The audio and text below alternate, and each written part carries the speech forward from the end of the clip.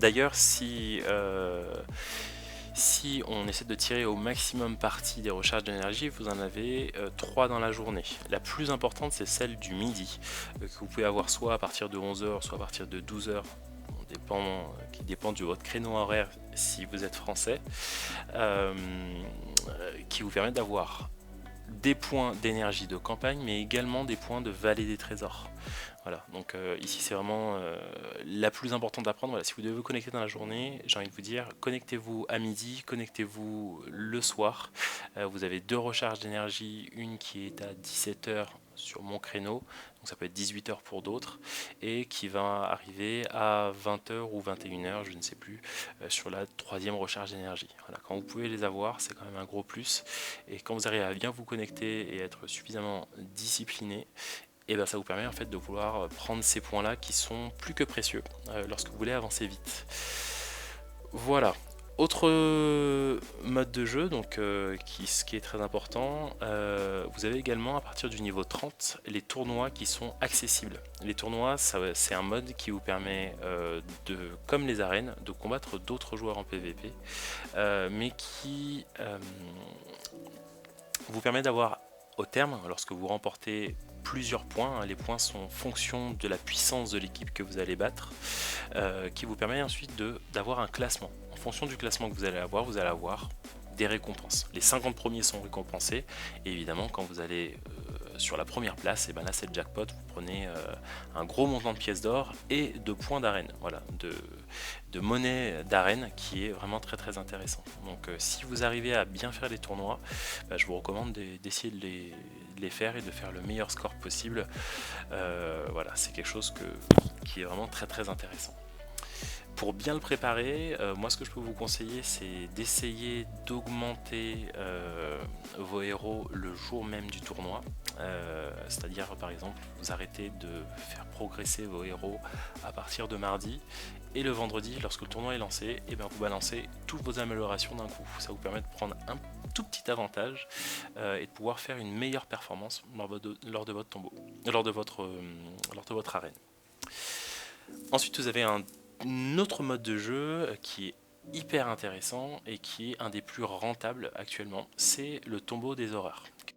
À partir du niveau 40, le tombeau des horreurs, c'est un mode de jeu qui peut être assez difficile, sur lequel il faut avoir une équipe équilibrée au niveau de vos héros. Voilà, ça c'est un point que j'ai pas abordé, mais l'équilibre de votre équipe en termes de puissance, je parle bien de puissance ici, est hyper important dans le jeu, parce que le tombeau des héros, lui, va se fixer sur, si je ne dis pas de bêtises, votre héros le plus fort. Du coup, si vous avez un héros niveau 80 et que vous avez que des héros niveau 60, et bien votre tombeau va être extrêmement difficile, puisque du coup vous aurez seulement un héros qui est fort pour affronter d'autres héros qui sont quasiment du même niveau que le vôtre. Donc ici il vaut mieux avoir une équipe qui soit très équilibrée sur les 5 héros que vous allez avoir, et un grand conseil, c'est d'avoir un héros qui puisse ressusciter, type Lucky ou Karana. Voilà, 2 héros qui sont importants pour pouvoir faire en sorte que votre équipe ne meure pas. Ou par exemple Xart, que vous pouvez utiliser avec sa compétence de Rez, qui est aussi intéressante. Enfin, vous avez les raids de clan qui sont également très intéressants, puisqu'ils vous font gagner à la fois les points de clan et les points de raid qui vous permettent de récupérer de très très bons héros et qui sont assez difficiles à avoir. Donc quand vous avez la chance d'être dans un clan qui fait des raids régulièrement avec de très bons scores, et ben j'ai envie de vous dire que vous allez progresser aussi plus vite. Donc n'hésitez pas à rejoindre ce type de clan et à faire un maximum aussi de combats et de réussir ces combats là dans les raids, puisque tous les combats que vous réussissez vous donnent également des points de raid. Voilà, vous avez un autre tutoriel que j'ai fait aussi par rapport à ça pour l'explication, donc je vous invite à aller le voir pour ça. Ensuite, vous avez une des choses les plus importantes à faire au quotidien, ce sont les quêtes de clan. Les quêtes de clan ici, c'est pareil, ça vous donne des points de clan en récompense, mais surtout ça permet ici à chacun des membres du clan de gagner aussi des récompenses. Voilà, vous avez à la fois toujours et dans quasiment tous les modes de jeu qui sont communs pour le clan, une récompense qui est générale et une récompense qui est personnelle en fonction de ce que vous avez fait vous. Ce qu'a bien fait Playcode dessus, c'est que finalement un joueur qui s'est beaucoup investi, qui a beaucoup donné, il va recevoir un petit peu plus que les autres. Par contre, sa performance, elle va servir à l'ensemble du clan, mais lui, il va recevoir un petit peu plus. Donc si vous voulez avoir un peu plus que les autres, et en fait voilà, c'est simple, il faut faire mieux que les autres, voilà, tout simplement. Donc les quêtes de clan, il faut simplement regarder tous les jours quelle est la quête de clan, et moi ce que je vous invite à faire pour pouvoir bien les préparer et faire les meilleurs scores possibles, c'est de regarder à l'avance la quête qui sera celle du lendemain. Voilà. Si vous regardez ici la quête du lendemain, vous avez toujours le temps de la préparer. Par exemple, le lundi, la quête de 17h30, c'est le tombeau des héros.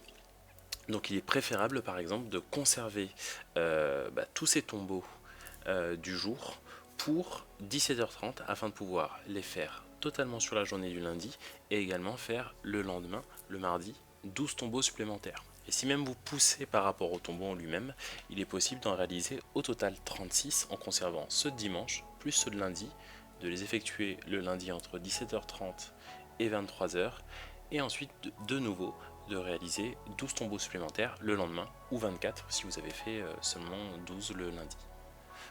Voilà, ensuite vous avez un dernier mode de jeu que vous avez tous les jours qui sont les défis que vous allez avoir en fonction des jours. Les défis, ce sont des combats en fait que vous réalisez avec une seule classe de personnages. Donc ce sera une équipe uniquement de soigneurs, une équipe uniquement de guerriers mêlés, une équipe uniquement de voleurs, etc. En fonction de la thématique de votre défi et du niveau de votre défi, vous allez avoir des récompenses. Voilà, ces défis-là, ils sont aussi assez importants à faire en jeu, notamment celui des sorciers, puisque c'est celui qui vous donne de l'argent. Donc c'est le défi qu'il faut vraiment pas rater dans la semaine, puisque de l'argent, vous en avez tout le temps besoin. Donc voilà, c'est une partie importante à réaliser aussi tous les jours lorsque vous avez la possibilité de le faire. Et enfin, le dernier mode de jeu qui concerne les événements. Les événements ici, ça va dépendre de votre calendrier tout simplement. Ça vous permet ici d'acquérir certains héros spécifiques grâce à ça. Donc ils vont avoir des requis, ça va être un requis de niveau d'équipement et de nombre de personnages, souvent qui vont être en fonction de la race ou des confréries ou voilà, je sais pas, de plein d'autres choses. Donc regardez bien les conditions des défis, ça vous permet de gagner des héros qui sont assez intéressants et qui sont un petit peu plus forts, certains que d'autres, en tout cas que les héros normaux. Ça vous donne pas un gros avantage, mais pour certains sont assez intéressants. Voilà, donc je vous invite à les faire quand vous avez la possibilité, et si vous planifiez d'en avoir un, essayez de monter les héros qui sont en fonction de celui-ci. Voilà. Et le tout dernier mode de jeu qui est la guerre de clans, sur lequel j'ai consacré une vidéo, donc je vous invite à aller la voir si ça vous parle pas du tout. Donc c'est tuto guerre des clans Age of Magic, voilà, pour pouvoir la consulter. Donc voilà, pour résumer, soyez actifs, jouez tous les jours, prévoyez votre temps de jeu, ayez un bon timing au niveau de vos quêtes et des ennemis qui soient forts. Essayez de jouer dans tous les modes de jeu tous les jours, en particulier le tombeau des héros qui est vraiment important. N'oubliez pas d'aller récupérer aussi vos coffres journaliers et de faire, pour progresser vite en tout cas, vos quêtes journalières tous les jours, c'est vraiment important. Voilà, écoutez, je pense que j'ai à peu près tout dit. J'espère ne rien avoir oublié dans cette petite vidéo. En tout cas, j'ai dit le principal. Je vous souhaite un très très bon jeu sur Age of Magic, qui est vraiment un jeu très très sympa. Voilà, passez une excellente journée, une excellente soirée, et à bientôt tout le monde, peut-être pour une nouvelle vidéo.